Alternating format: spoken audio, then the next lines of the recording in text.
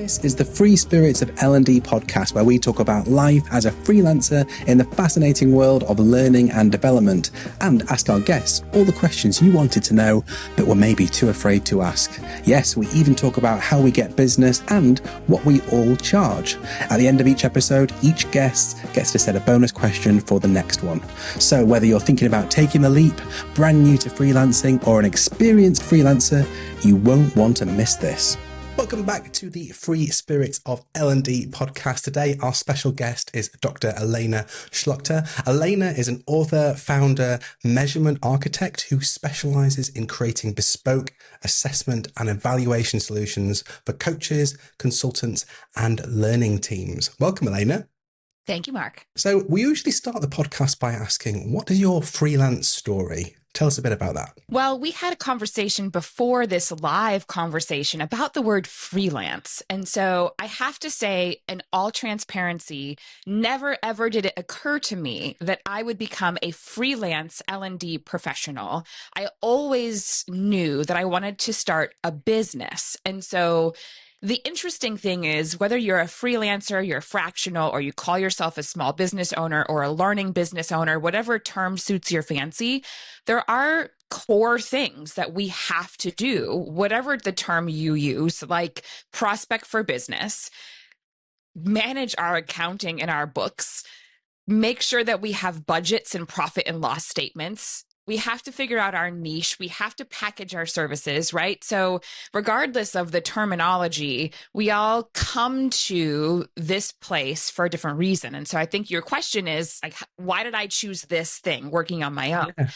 And it was a culmination of a few interesting variables that all unfolded simultaneously. One, I was in a corporate job that I was very unhappy with. And the reason I was unhappy was because I wasn't able to make an impact.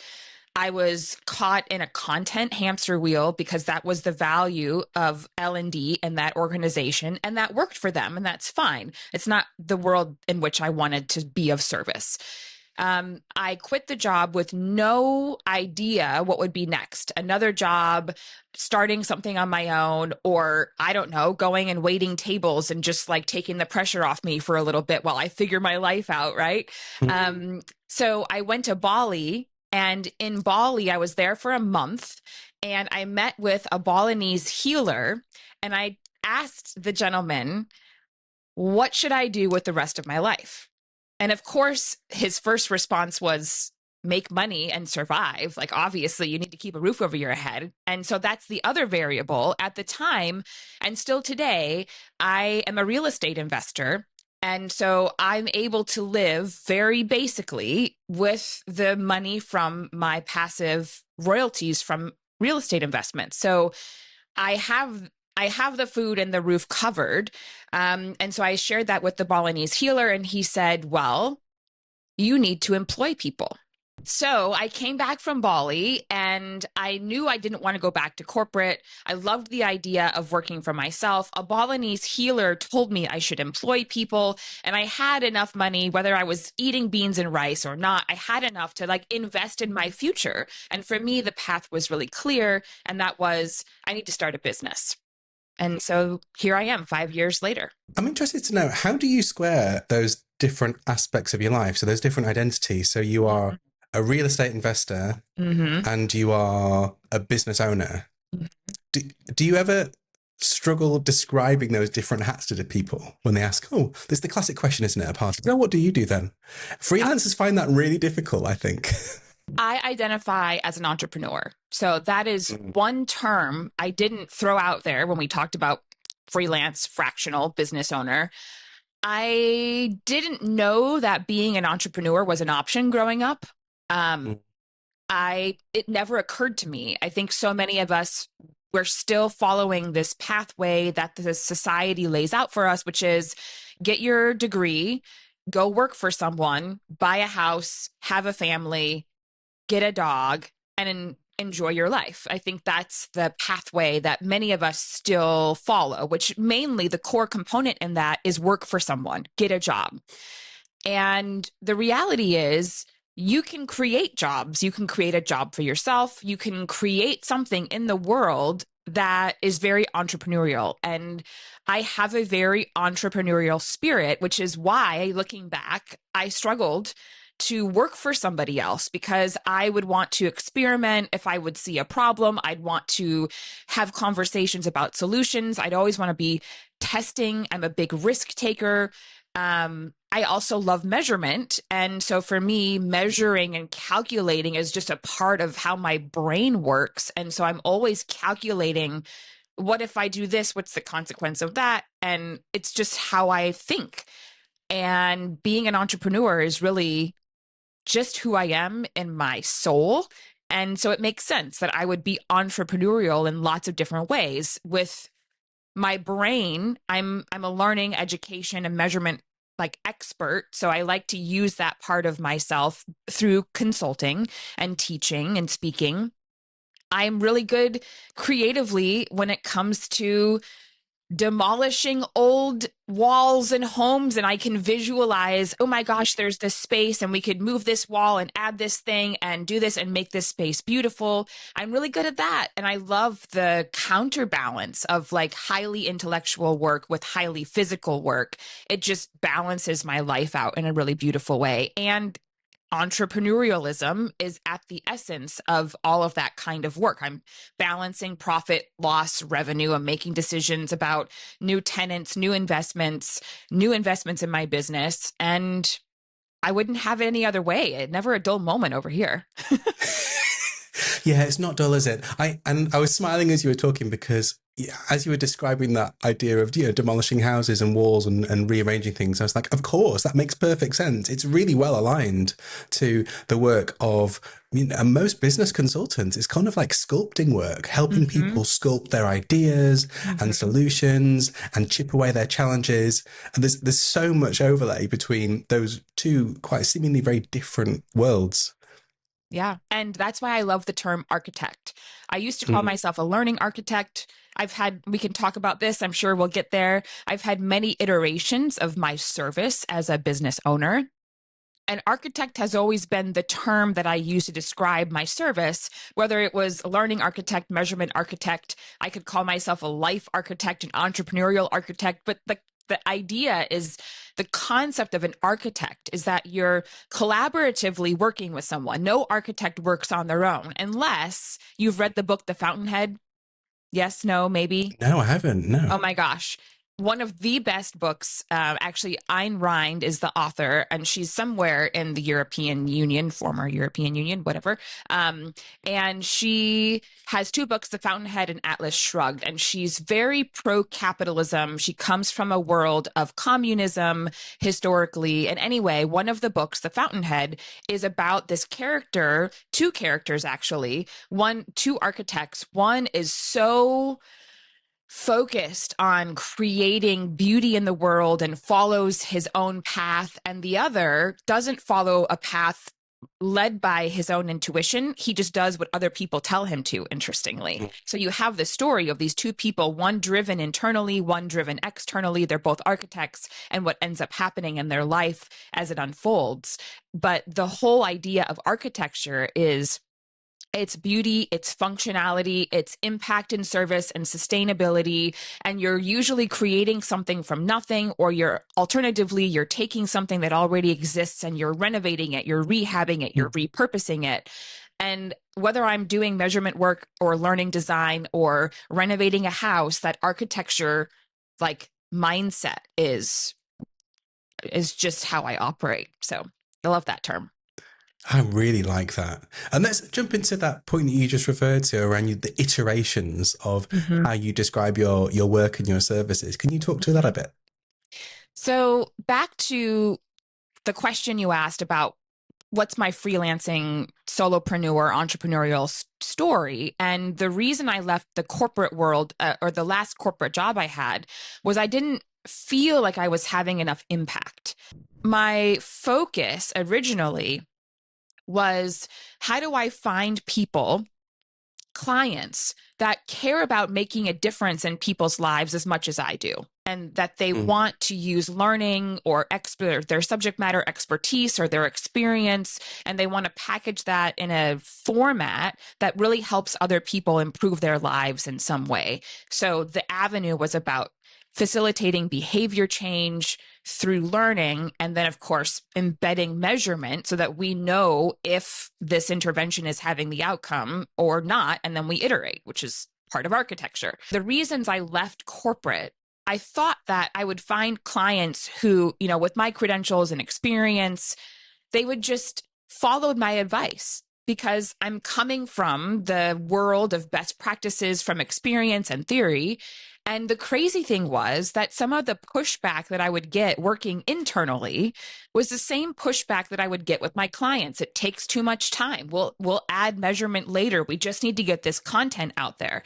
And I'm like, whoa, whoa, whoa. Why would we put content out into the world if it's not going to have the outcome that you desire, because we haven't thought about in enough depth? Are we doing the right thing and adding the right design components? And oh, by the way, measurement helps us to monitor if we're having the effect that we want.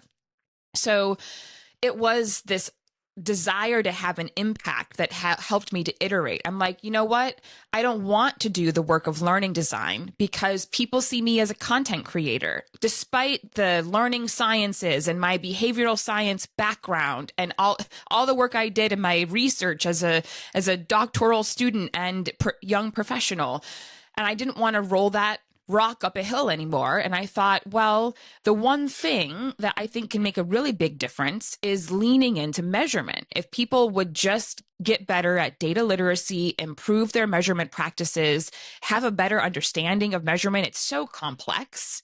It doesn't have to be that complicated. Actually, there's a lot of ways we can simplify it and make it easier. And that's what I do today, because I feel like it's that one thing. It's like that domino. But if people think differently about measurement, it feels more accessible and it's built into our flow of work and flow of learning. We're going to have better outcomes. And therefore, I'm going to have greater impact in the world. And that's really what consistently has driven me as a business owner, is that impact equation. Can I take you back to something you said right at the start of our conversation about your identity and who you are? And one of the things that you mentioned was about being a risk taker. In your eyes, what was one of the biggest risks that you've taken in your business so far? Oh my God. What's not a risk? I mean, True. I think the biggest risk I'm not going to answer your question directly, because I'm sort of answering this through, because my experience is different, I think, than most people. It was not a risk starting a business for me because I had my very fundamental living expenses covered. That if I could give a piece of advice to anyone, and you hear this a lot if you listen to other podcasts in the small business, entrepreneurial, solopreneur world, it's that this transition from working from somebody else to working for yourself, if you've always worked for yourself or you come from a family where you've worked with a family business, you think differently and you're trained. But if you've only worked internally where somebody else is giving you a paycheck consistently, and then you have to make that switch to being accountable, there are a few ways to ease that transition, because it's the biggest hurdle. And so many small businesses go under after only 6 months to 2 years. So the biggest risk is just making that choice to go from comfort, even if you don't like your job. You've got, for the most part, everyone has a chance of being laid off or let go. But it's a lot less riskier than starting a business. So how do you ease that transition? And for me, I had eased that transition by spending 5 years building up my real estate portfolio while I worked for somebody else. And it was a slog. I worked until 3 and 4 in the morning to get a project done in 4 weeks. I totally overpromised to some tenants that were looking for a new place, and their lease expired, and I just bought a property and it needed a lot of work. And in order to get it done, I was literally working until 3 and 4 in the morning and working a full-time job.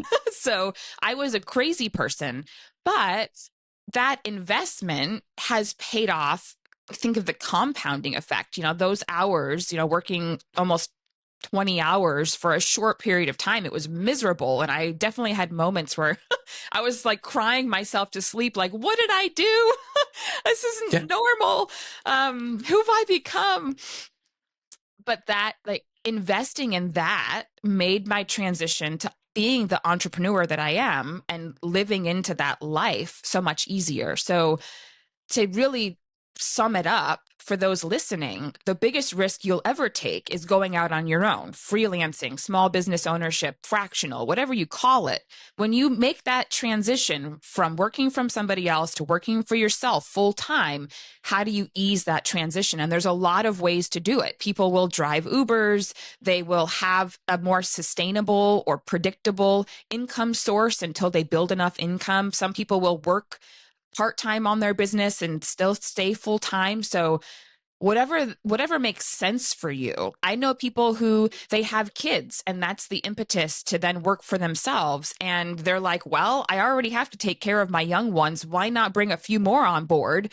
Now I'm getting paid to do something I was already doing, taking care of my kids, by adding a few more in the mix. And meanwhile, I'm going to figure out my niche and blah, blah, blah. So whatever that transition, how do you ease that transition will offset the risk that we know it takes about 2 years for your business. You're going to sink or swim in about 2 years.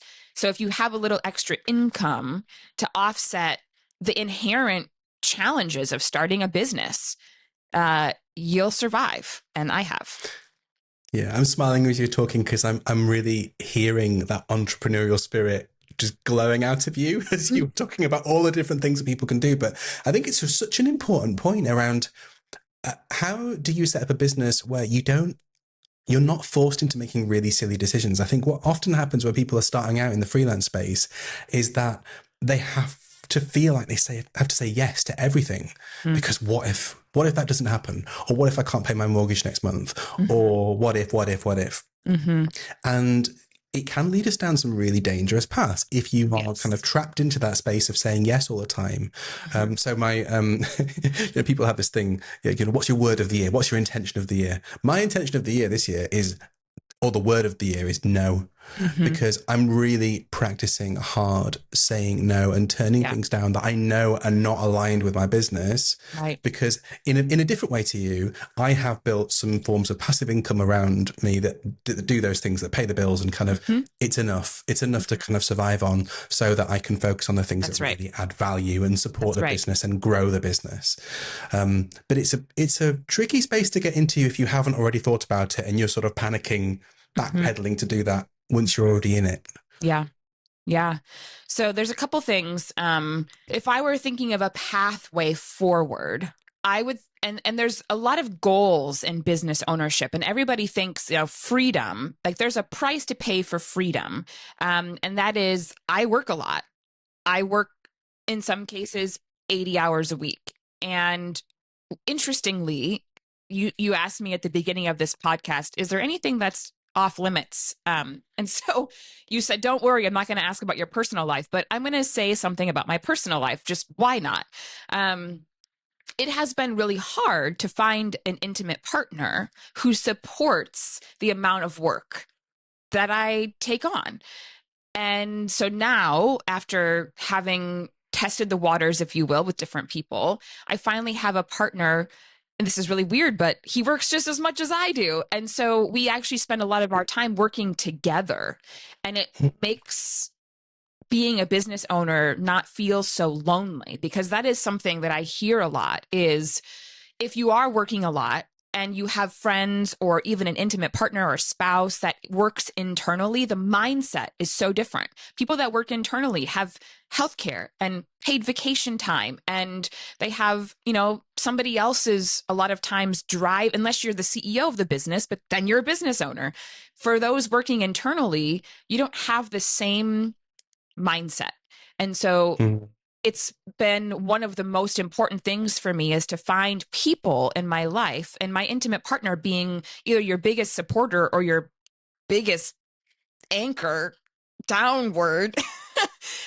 So figuring out how do you set yourself up with the right people who will support you and cheerlead you and understand I'm working a lot because I'm investing. And that's what I think I'm investing in my life. I bought a property last year with my current partner, and it's been a slog. We work more than anybody healthily should, but it's finite, it's temporary. And once this house is done, we've got yet another platform to stand on that's going to help offset the risk of being a business owner, so that when we're 80 years old, we've got a lot of sources of income. And so if you're a business owner or you're considering taking that step, do what Mark and I have done. Mark, you mentioned the key word, passive income. How do you figure out a way to generate passive income for yourself? Because that income comes in without you having to work a lot. Maybe you work 20% on that thing, but you're not working 100% to generate that income. So for me, it's the, real estate, and I'm trying to figure out a way to productize. I have a book now. I don't imagine my book is going to generate a lot of money, but imagine there are people who write tons of things, and whether it's a toolkit or an ebook, and maybe you charge a little bit for it, or you write a full book like I have, and you sell that and you promote it, that compounds. It's a source of passive income. So if I were starting all over again or giving advice to someone who's thinking about that transition from full-time internal to full-time on my own, you got to get your passive income figured out. It's a lovely frame of the challenge as well. I think it's a good thing for some of our listeners to think about going into this year around how much investment would it take, whether it's in a product or a service or something that you can use to generate passive income that would allow you to say no to more things, so that you can say yes to all the things that will grow your business and or you're really interested in. Harry talked about this in our previous episode, that being an employee of a business there is an illusion of security there, because you could get laid off. Some people have 2-week notice periods. People have 3-month notice periods. So there's a bit of an illusion of this bubble of security there that could be taken away from you with relatively short notice. And in the same vein, being a freelancer, there is an illusion of flexibility. Or there can be, if you haven't put those things in place that allow you to make the choices that you really want to make, and for the reasons that you probably got into this game in the first place. Right. That's right. Yeah. Passive income. It would be the milestone as a business owner that I would be shooting for first and foremost. And it doesn't have to be in your business. It can be. And it sounds like, Mark, in your own business, you've got sources of passive income. But you can generate passive income a lot of ways. And I highly encourage people to think about how they can leverage real estate, because real estate, so I had in my backyard of my first property, I had this big space, and I knew I wanted to put a tiny home there one day, but that's a large investment of capital I didn't quite have at the time, but I knew it would be, 3-4 years down the road. It's now done and generating passive income for me. It's incredible. But I thought, what do I do with this space in my backyard? And I was like, well, can I let somebody park their RV, their boat? Can I make it into storage? And so there's so much you can do when you own property, or even as a renter, whether it's, you can do short-term rentals with Airbnb if you have festivals in your area, getting a roommate, renting out your garage to someone that needs it if you have one and somebody else doesn't, right? So think creatively about your living space such that you can offset one of the biggest expenses in life, which is housing. And that will make your life so much easier. In our last episode, Harry Patience Davis set a question for our next guest, not knowing that it would be you. So I'm going to ask you that question now. Great. If you could have one superpower just by clicking your fingers and you've got it, what would it be? Have you watched the show Suits by chance? Well, it's not hard. I do adore Harvey Specter, but it's actually his mentor. So she has a superpower. And quite in contrast to the other lawyer character, I forget his name, the bald guy who was like explosive. So anytime something Lewis Litt. Yes. Lewis Litt has this explosive personality. He does not handle difficult things well at all. In contrast to Lewis Litt, the character, you'll have to help me with that character name via Google. Jessica Pearson. Jessica Pierce. Yes. Jessica Pierce has this superpower where the world could be exploding around her and she handles it with grace and a calm and poise, and she doesn't overreact. And it's not to say that I overreact. I'm very good at handling stress. But there are times when I wish I had more Jessica Pierce calm in the face of chaos and calamity. And that would be my superpower. Yeah. I think we could all use a bit of that, a bit of Jessica in our lives. The thing that was really cool about that character and the way that the actor played it was that it was powerful as well as being calm. She could walk into a room and just command a room instantly. That's right. Yeah. Whilst also being, without being aggressive or confrontational. That's right. That's right. I think that's quite a set of skills. I know. I think that's, and for me, if I think about what makes her command a space, it is that grace and calm and wisdom. Like she just had such incredible wisdom as she approached the world. And that led to her having power and poise and position in wherever she showed up. And so I think of it like a politician. Now, I don't think our politicians at the moment are representing that sort of personality or presence, but many politicians of the past do get elected because they have that inherent wisdom and poise and confidence, and they're not reactionary, they're understanding, and they're so wise in their responses. And I want more of that. And I do think, especially if we can be 80 when we run for president, that I might like to adopt a political position in the future and use that poise and wise calmness in that sort of role. I really hope you do that. I really, really hope you do that. That would be amazing. I think we could use a bit of that in the world. Do you know what it reminds me of? I think because you and I have got a lot of shared backgrounds. I think so. I trained as a psychologist initially and sort of specialized in sort of team behavior and leadership behavior. And on that journey, I had some wonderful coaches and mentors along the way. And one of my favorite pieces of mentoring I ever had was some work around archetypes. And I still think about it now to this day when I was talking about a struggle that I had walking into a room and feeling like I belonged. And the person I was working with at the time was talking about this idea of psychological archetypes and how, you can boil a lot of things down to these kind of models that we hold in our head of different types of people and different kind of qualities they might embody. And she was talking about boardrooms. Typically, you might have got this impression already from talking to me on the podcast today, but my natural archetype that I take on board is very much, I am a bit like a little dog. I work hard to please people. I love being, told that I've done a good job and generally smile and nod quite a lot. And what I would often find is that I would find myself in a room full of cats and not quite know whether I belonged or not. And my mentor at the time was talking me through the process of just kind of behaving like a cat to convince other people that you belonged.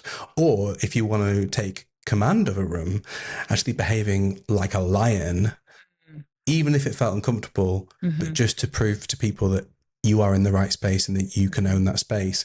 And Jessica in that show absolutely is a cat. She's the lion. Yeah, the head of that pack.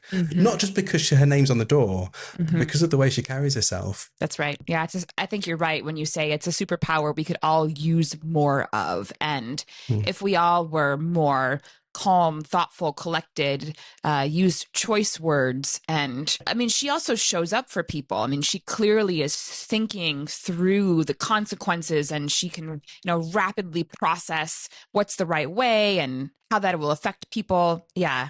If we had more of that in the world, and especially in our world's leaders, I think we would be a very different place today. 100%. Would you like to leave a question for our next guest? So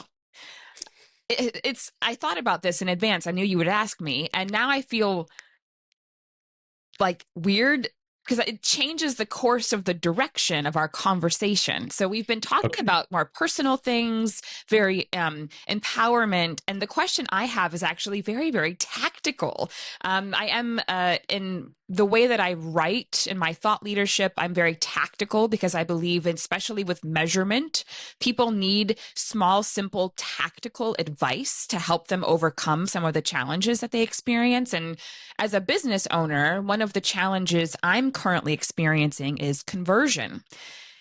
We can be out in the world and I can speak at a conference and I can be on LinkedIn and I can have a newsletter and all the other ways that we might use discovery platforms to get people to know about us. That's all well and good. And this is a discovery conversation. YouTube is a discovery platform. But if we're not able to convert all of our work helping people discover us into some kind of outcome, i.e., clients or referrals to clients, that discovery work seems for naught, or it doesn't seem like it's giving us a great return on investment. And so I'm in a place of thinking really deeply about conversion and how the things that I do convert to business, and taking discovery marketing work and turning it into prospecting that then converts to new business. And so my question would be, how is your future guest thinking about conversion, and what have they found that works really well? And whatever marketing initiatives they do, we can do so many different things, and that's totally fine. I don't know that there's any one marketing thing that's better than another, but none of it matters unless it's converting to something for you. Super question. Thank you for that. Do you want to have a stab at answering it yourself in terms of where's your head at with thinking about conversion at the moment? So your question, or your word of the year is no. If someone did a deep dive on my marketing over the last 5 years, you would see I focus on different things. So if you looked back to, I think it was 2022 or 23, or maybe a little bit of both, I built a YouTube channel. I was all about video. And so you'll see all of my video work. And then the next year, or no, the year before that, I was all about community, and I started a community. I partnered with a learning management tool that I thought was really great. And, that was interesting. I still have a community, but I've morphed it. So early on, I was about community. Then I was about building a YouTube channel and video. Then I really focused on LinkedIn and posting a lot of original work leading up to my book being out. Then I started a newsletter, and it's not a newsletter. I hate that term, but it's what we all commonly understand functionally. It's an e-publication on Substack. So I started a Substack, which I'm still doing. I'm a little over a year doing that. I did LinkedIn audio events. I did LinkedIn live streams. So I've tried all these different things, and you'll see that throughout me being in the world of marketing my business. And throughout all of it, I'm always asking the question, being the measurement person, what is this converting to? So all the work I'm putting into video, how is it converting? But all the discovery work, I didn't do a great job of thinking in the beginning with my community of 2021 or 22. I didn't do a good job following up and nurturing that community and moving them out of just this thing we would do once a week to something that's more closer to my ecosystem. So now I've learned over the last couple of years that I have to be really thoughtful in, if I'm investing in a YouTube video, that it's really clear that I want to convert people to LinkedIn followers, or I want to have them become subscribers. And so before I put anything out in the world, I have that clear next step.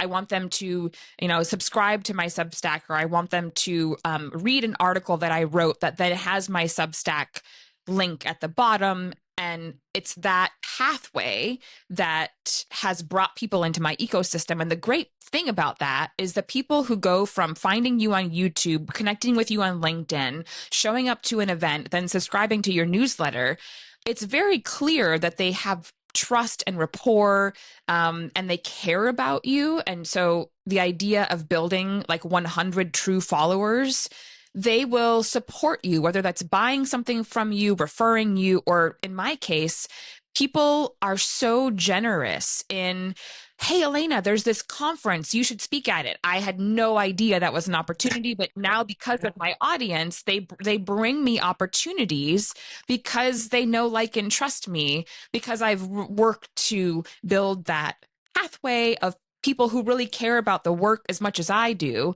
And they show up in all kinds of ways that converts and just helps to feed that discovery conversion pipeline. I'm not great at that final thing, which is creating new customers and getting people to buy something. Now, I will say I haven't been great about selling, and I'm not clear. I haven't been clear about what I'm selling because I was focused on writing the book and generating thought leadership around measurement topics, just trying to get people to like build awareness around me being a measurement person. Because before I was a learning architect, and before that, I was an educational researcher and a professor. So, you know, it takes time to get you to be known for a thing. But converting that audience into sales is something I'm really new at. I haven't, and so I'm in experimentation mode around that final piece of the conversion puzzle. As you know, another one of my hats is I am a YouTuber. I do identify as a YouTuber. And I see this a lot of people who run channels that are very closely linked to a business. Mm-hmm. And one of the cool things about that is it's such an exciting, novel thing to do, to create a piece of content and push it out into the world and see what people think about it and get engagement and likes and comments. Yeah. And what sometimes people get caught up in around that is that they give people loads of stuff to do as a result of watching the video. So I love your challenge around being really, really clear about the goal of any piece of content. I have a little template that I use sometimes when I'm writing, whether it's an article or a little video, or whether it's a long form video, maybe for YouTube, which is I start with that in mind of what is my goal here? Is it to get people to subscribe? Is it to get people to engage and comment? And sometimes it's to annoy people. Is it to, to kind of provoke and challenge? Maybe not annoy. Maybe that's a bit of a strong word, but maybe it is to get people to sign up to my newsletter.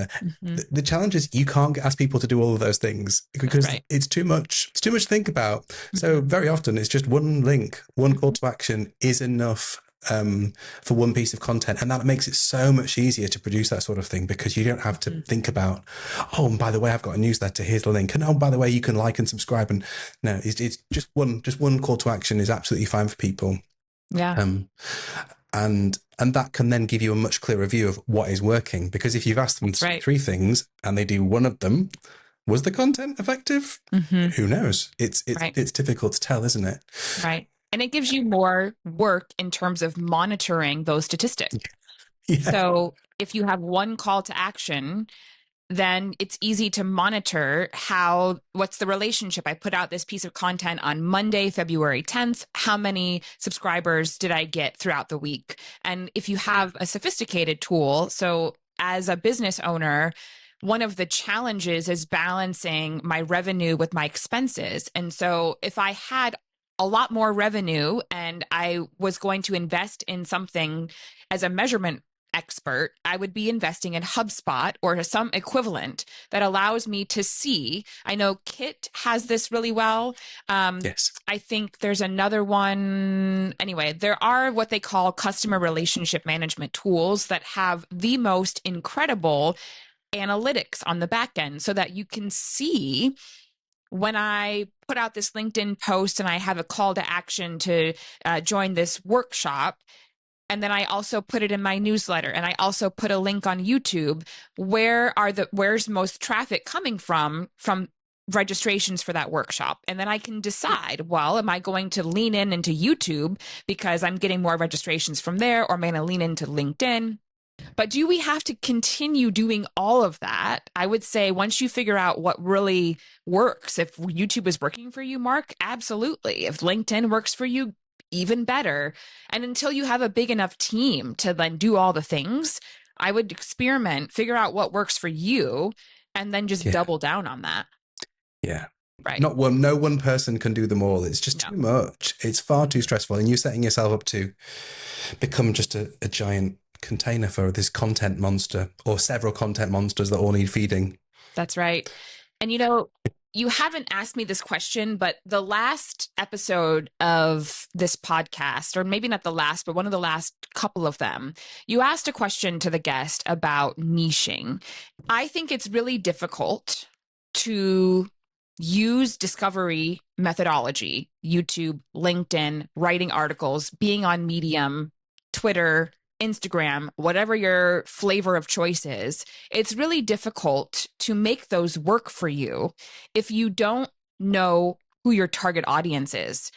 If I had done a better job of figuring out who's my target audience more quickly than all of the audience building I had been doing over the last couple of years, I think I would have more sales.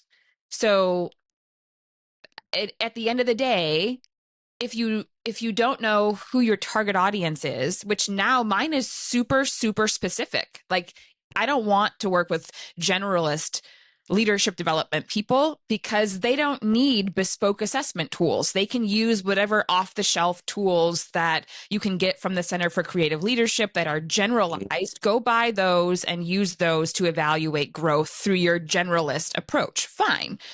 People who have very special areas like organizational culture. One of my recent clients, we built a tool all around how to identify the dynamics of your organizational culture at the moment, a snapshot that allows you to then make, as a leader, educated choices on how to support people because of the dynamics that are currently in play in the organization. That's a really hyper specialist expertise. And so it took me a while to figure that out, that those are the people who are going to buy what I'm selling. And how do I build an audience that is more of those people? That's my current conversion conundrum, is focusing on that. We do have a lot of resources on niching as part of the Free Spirits Network. Although I would say, I think you kind of hit the nail on the head there, in that niching is often described as a bit of a dark art. And in my view, it can be as simple as just describing what problem you solve or problems you solve and being super specific about it. Because people generally are happy to talk to you and listen to you if they know that you understand their problems and you've got something that might help them. It doesn't need to be any more complex than that. That's right. So I'm going to ask you our final or penultimate question, actually. And this is a question we ask all of our guests on the podcast, which is, what do you charge? So, like the rest of my journey as an entrepreneur, this has looked differently over the years. And of course, my services have evolved. Where I've landed at the moment is time blocking. So it's a really interesting dance. Do you charge per hour? Do you charge per project? And then for most of us who are doing freelance or bespoke or custom work, we end up charging by the hour because we don't really know how else to charge. And charging by the hour, I think, is less valuable and makes you look less valuable because you're basically just giving an exchange of time for money. And the more valuable thing is to do a sort of values-based pricing, which is a totally different perspective. And I'm working toward that. I'm not there, but just to be transparent, I don't want to be in the hourly game. I want to be in the values-based pricing game.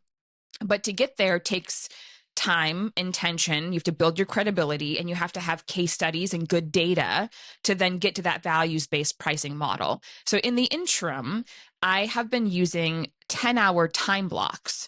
So it allows me to then say, I charge this much money for a time block, and then I can tell a customer, I think this project will be 2 or 3 time blocks and it's this much money. And so I'll tell you that for now, my time blocks are 10 hours for 2,500. And I like the time blocking because it's not a perfect art. And I know that if I charge in 10-hour time blocks, more than likely I'm going to be working 13 hours. So I charge such that it gives me a sense of, if I work beyond 10 hours, I'm okay with that because I've built a buffer around. So it's not like some people charge $85 an hour and they're literally just like a lawyer. They've got their clock running and they're charging for every every quarter of the hour because that's the only thing that they can do. And I did that for a while because I needed to learn how long does it take me to do stuff to help me figure out the time block. Now I charge in time blocks and I have a minimum of 10 hours. And that way it allows me to say, okay, well, I think this is going to be a 20-hour time block. And if it's more or less than 20 hours, we at least agree on the deliverables that will be accomplished within that block of time. In the future, as I refine my assessment development service, I've got 3 tiers of complexity around assessments. So the lower level complexity, which is like use your assessment as a lead magnet to get really good data about your target audience. It fuels your thought leadership. That's 2,500. I could do that in 10 hours. I could probably do it in less, but I'm going to do it in 10 hours. And that's the low level, low complexity offering. The mid-level complexity is going to be more around 10 or 15,000. And the high level complexity, which is like a fully validated bespoke assessment tool where we validate it in design and we validate it on the back end with data, that's 25,000. So the complexity and the value is different. If you want to have a certified assessment tool because you're teaching the same workshop over and over and you want to make sure that the data you get on people's growth is valid and reliable because you're putting your haunches on that in front of major corporate clients, surely that 25,000 is going to give you an infinite return on investment. But if that's not where you're at, but you do want to get some good data and you want an assessment tool that can help differentiate you from others, $2,500 will be just fine because the validity component isn't as important to you. So for others, it's the same. What's the value that you're giving? How much complexity is involved and time, and then charge accordingly. This is something that I've not come across before, the idea of blocking out time and charging in increments like that. The only thing it reminds me of is kind of how coaches sometimes work, where they might give you a bunch of sessions that you can then draw down from. But what you said about agreeing up front what the deliverables will be within each of those blocks is super nerdy, and I am so into it. I love it. It prevents scope creep. And so the job is on the owner or the freelancer to then say, here are the clear deliverables, and this is about how much time, and then you charge in a block of time accordingly. And then if scope creep seems to be occurring, it's time for you to say to the client, these were the deliverables that we had agreed. And this happens to me all the time. Oh, well, how would we do a 360 version of this assessment? Well, right now we've got a time block to build us the self-reported assessment. If you wanted to talk about the 360 version, then let's do another time block so that I've got clear boundaries and I'm not giving away, oh, here's how you would do that. Nope, that's another time block. And that we can have that conversation when we agree upon the next set of deliverables. The other thing I really love about your approach, and I think we're getting there with this podcast, we've been running it for a while now, and I think we're all reaching the conclusion that charging for an hourly rate is a really bad idea and doesn't leave you with very much room to play with if you get backed into a corner by a client. Right. What you've got with your offerings is you've got clearly delineated packages where people can attribute, because value is relative, right? So they will be able to see, if I can upgrade myself to this package, I'm going to get all of this extra value. Mm-hmm. But if my budget's just here, then those are the boundaries and those are the remits within which we can work. Right. If you charge a single hourly rate, you've got no ability to really offer that kind of approach because it's just one price, and your client is going to think that your time is worth that amount forever and ever. Amen. Right. That's right. Yep. And I do think, though, that for those getting started, the hourly rate is really the only thing that you can do because you don't know yourself well enough to be able to do a package of time blocks. And so the downside of the time blocking is if you under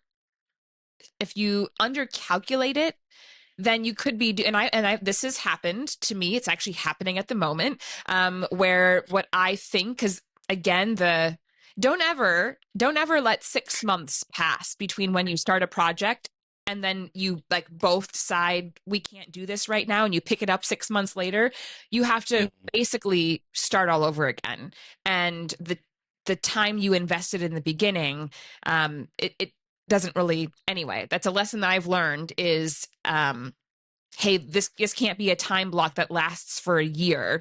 We have to get this done because the momentum matters. If you lose your momentum and then 6 months goes by, you can easily have to start all over, and it takes you double the time, which is exactly what's happening in this case. So yeah. Alaina, thank you so much for everything that you've shared, and particularly for sharing some of your entrepreneurial spirit. It's been really inspiring talking to you and hearing so much of your passion for your work. And I know that our listeners will love that too. If people want to find out more about what you do and how they can get in touch with you, what's the best way to contact you? 2 places, LinkedIn, of course, which I know you'll put in the notes of our video/audio, and on my website, very easy, dralaina.com. And hopefully they'll come back as a guest another time. I would love that. I could clearly nerd out for days on these topics. If you enjoyed this episode, let us know by leaving a review on your favorite podcast app. It really makes a difference. And if you want to learn more about how L&D Free Spirits can lift up your freelancing business, you can find out more information at ldfreespirits.com.